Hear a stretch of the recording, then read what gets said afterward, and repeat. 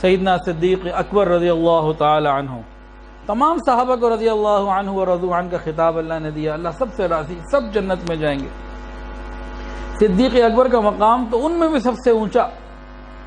اور ایک موقع پہ رسول اللہ صلی اللہ علیہ وسلم نے ارشاد فرمایا تھا کہ ابو بکر، میں نے سب کے احسانات کا بدلہ اتار دیا، تیرے احسان کا بدلہ قیامت کے دن اللہ دے گا۔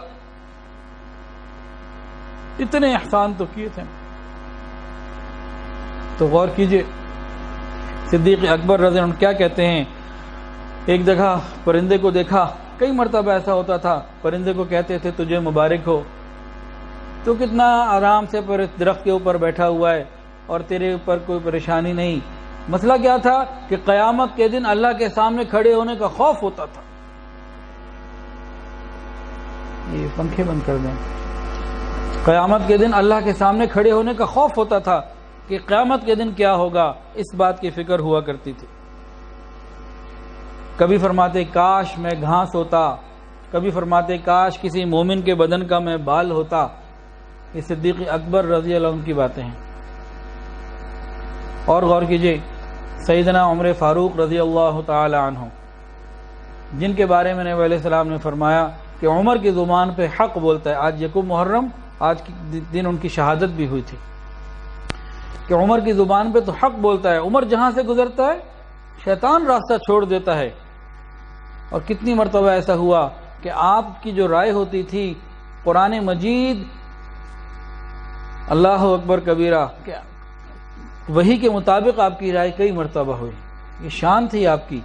لیکن ایک مرتبہ کہیں جا رہے تھے، بھوسا دیکھا تو کہنے لگے کاش میں اس بھوسے کی مانند ہوتا۔ اللہ اکبر کبیرہ۔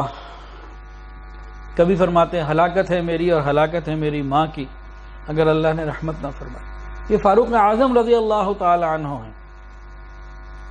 اور ابھی عائشہ صدیقہ رضی اللہ تعالی عنہ، جن کو نبی علیہ السلام نے فرمایا کہ تم جنت میں بھی میری بیوی ہو، اور ان کو تو اللہ تعالیٰ کی طرف سے سلام آیا کرتے تھے، یہ وہ مبارک ہستی ہیں رضی اللہ عنہ، ان کا لقب ہے ام المومنین ہیں، کتنے ان کے فضائل ہیں۔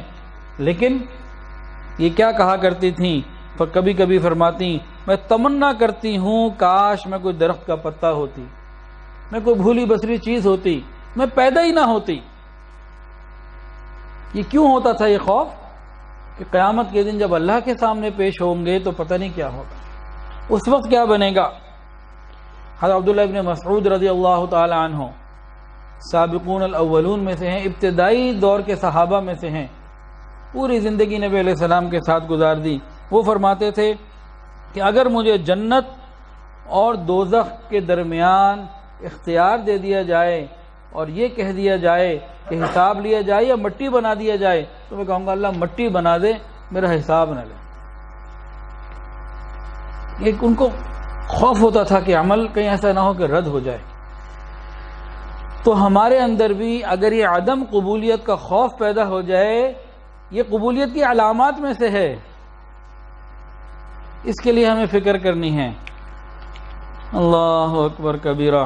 تو ہم اللہ رب العزت سے یہ مانگے، یا اللہ ہم نے حج تو کر لیا، لیکن اب آپ کی بارگاہ میں درخواست پیش کرتے ہیں اللہ ہمارے حج کو قبول فرما، اس کو رد نہ فرما، اس کو میرے لیے ایسی قبولیت بنا دیجئے کہ بار بار کی حاضری کی وجہ بن جائے میری یہ والی حاضری، تو قبولیت کے ساتھ بار بار حاضر ہوا کروں۔ اللہ رحمت کی نظر فرما دیجئے، حرم آنا قبول فرما لیجئے۔ اللہ تیری ایک نظر کی بات ہے، میری زندگی کا سوال ہے، اللہ رحمت فرما دیجئے۔ ایک شخص تھا، اس کی بیوی نہ بڑی نکمی، وہ اس کو بڑا برا بھلا کہتا کہ تجھے کام نہیں آتا، کھانے پکانے نہیں آتے، کپڑے نہیں سیدھے صحیح کر سلیقے سے سیدھے رکھنے آتے، تجھے آتا کیا ہے؟ ایک دن نہ خاوند نے بڑا اس کو برا بھلا کہہ دیا، تو وہ بھی اللہ کی بندی کہنے لگی نہیں کوئی اوقات اوگنہار دی، نہیں کوئی اوقات اوگنہار دی، جہو جی بھی ہاں میں ہاں سرکار دی، کہ میں جیسی بھی ہوں، کوئی میری اوقات نہیں، کوئی میرے اندر سلیقہ نہیں، کوئی میرے اندر عقل نہیں، لیکن جیسی کیسی بھی ہوں میں ہوں تمہاری۔ بس خاوند کو اس کی یہی بات پسند آ گئی اور اس کا مسئلہ خاوند راضی ہو گیا اس سے۔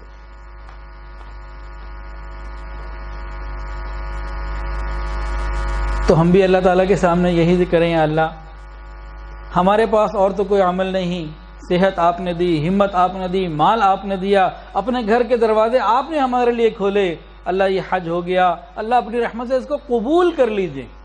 پھر دیکھیں اللہ کیسی رحمت فرماتے ہیں۔ ارادہ کریں کہ جن نگاہوں سے بیت اللہ کو دیکھا، گنبد خضرا کو دیکھا، سنہری جالیوں کو دیکھا، اب ان نگاہوں سے نامحرم کو نہیں دیکھیں گے، اب ان نگاہوں سے دوسرے کے مال کو نہیں دیکھیں گے، دوسرے کی عزت کو نہیں دیکھیں گے، اس نگاہ کی حفاظت کریں گے جس نگاہ سے بیت اللہ کو آنکھوں سے دیکھ کر آئے۔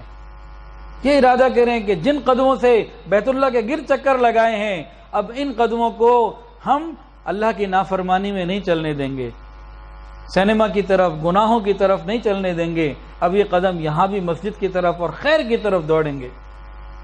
اور یہ ارادے کریں کہ جس زبان سے ہم نے تلبیہ پڑھا، لبیک اللہم لبیک لبیک لا شریک لک لبیک ان الحمد والنعمت لک والملک لا شریک لک، اور جس زبان سے ہم نے درود و سلام پڑھا نبی علیہ السلام کے روزے پہ کھڑے ہو کے، اب اس زبان سے کسی کو تکلیف نہیں دیں گے، اس زبان سے کسی کو گالی نہیں دیں گے، اس سے نامحرموں سے غلط گفتگو نہیں کریں گے، اس سے کسی کے دل کو نہیں دکھائیں گے بلکہ دلوں کو لبھائیں گے۔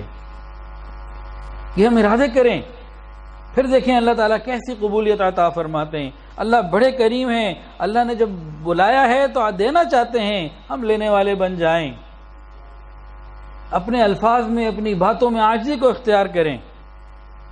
زبان کے بعض بے فکری کے بول یہ بندے کو جہنم میں ڈال دیتے ہیں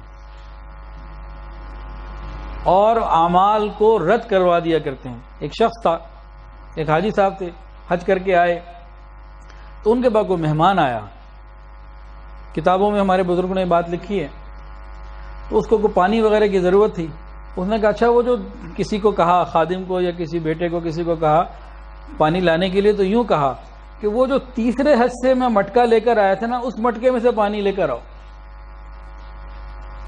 اس چھوٹا سا جو لفظ ہے نا، تیسرا حج، اس میں سے پانی لاؤ، بزرگوں نے فرمایا دکھاوے ریاکاری کی آگ زد میں آ کے تینوں حج برباد ہو۔ تو عمل مل گیا، اب قبولیت کے لیے فکر مند ہونا ہے۔